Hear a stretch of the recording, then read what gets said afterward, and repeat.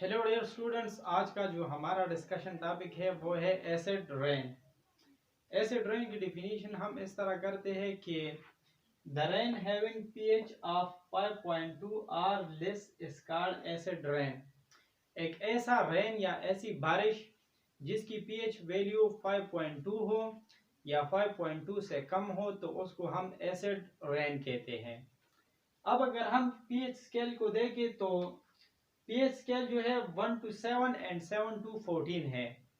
मतलब यह है कि 7 पीएच वैल्यू रिप्रेजेंट करता है न्यूट्रल को।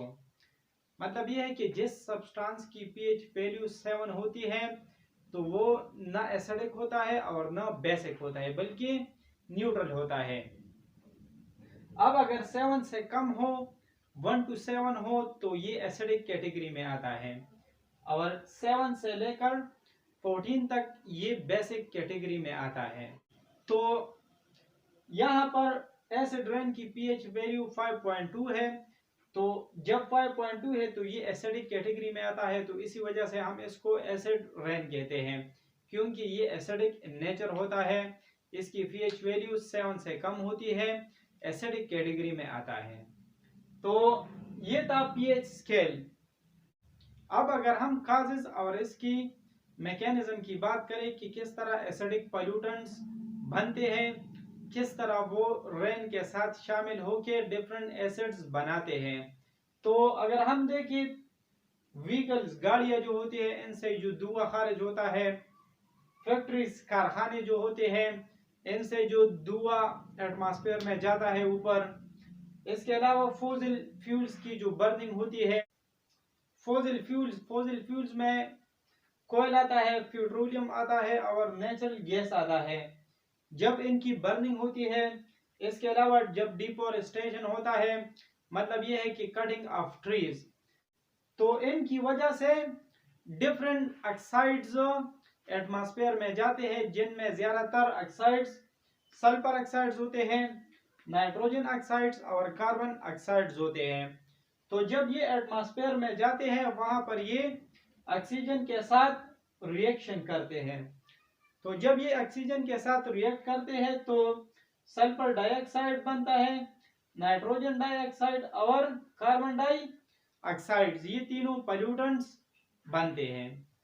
तो जब ये तीनों पोल्यूटेंट्स बनते हैं और वहां पर ये सस्पेंडेड फॉर्म में होते हैं एटमॉस्फेयर में, तो जब रेन होता है, बारिश होता है, तो वहां पर sulphur dioxide, nitrogen dioxide, carbon dioxide तीनों वाटर के साथ रिएक्ट करते हैं। तो जब सल्फर डाइऑक्साइड वाटर के साथ रिएक्शन करता है तो सल्फ्यूरिक एसिड बनाता है। नाइट्रोजन डाइऑक्साइड वाटर के साथ रिएक्ट करके नाइट्रिक एसिड बनाता है या HNO3 बनाता है। इसको हम नाइट्रिक एसिड कहते हैं।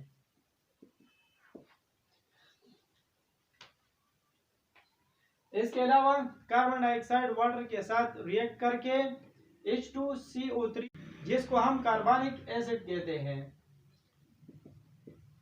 तो सल्फ्यूरिक एसिड, नाइट्रिक एसिड और कार्बनिक एसिड, इन तीनों को हम एसिडिक पोल्यूटेंट्स कहते हैं। तो जब ये तीनों एसिडिक पोल्यूटेंट्स रेन के साथ मिल जाते हैं तो ये रेन की पीएच को 5.2 या इससे कम कर देता है, जिसकी वजह से हम इसको एसिडिक रेन कहते हैं या एसिड रेन कहते हैं।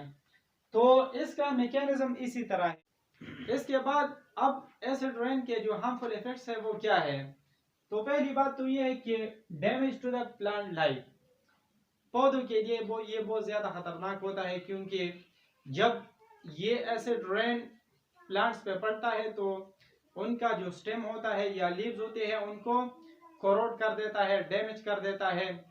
इसी के अलावा जब ये रेन जमीन पे आ जाता है तो जमीन में जो न्यूट्रिएंट्स होते हैं जो कि बहुत ज्यादा जरूरी होते हैं प्लांट लाइफ के लिए, वो खत्म होते हैं। तो जब वो खत्म होते हैं तो ऑटोमेटिकली प्लांट लाइफ खत्म हो जाती है। तो पहला डैमेज ये है। सेकंड वन हार्मफुल इफेक्ट जो है डैमेज टू एक्वेटिक लाइफ। जब ये एसिड रेन, इसका पानी मुख्तलिफ दरियाओं में, समंदर में जाता है तो वहां पर जो ऑर्गेनिजम्स होते हैं, फिशेस वगैरह, तो ये उनको डैमेज कर देते हैं।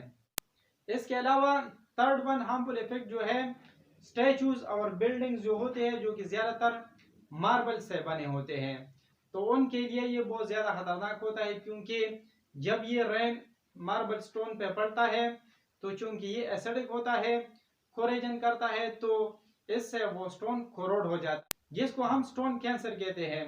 जैसा कि ताजमहल को हुआ था, जो कि आगरा इंडिया में है, बहुत फेमस जगह है।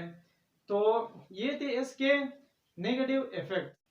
अगर वीडियो अच्छी लगी हो तो चैनल को लाइक और सब्सक्राइब करें और साथ में बेल घंटी को भी दबाएं। Thanks for watching.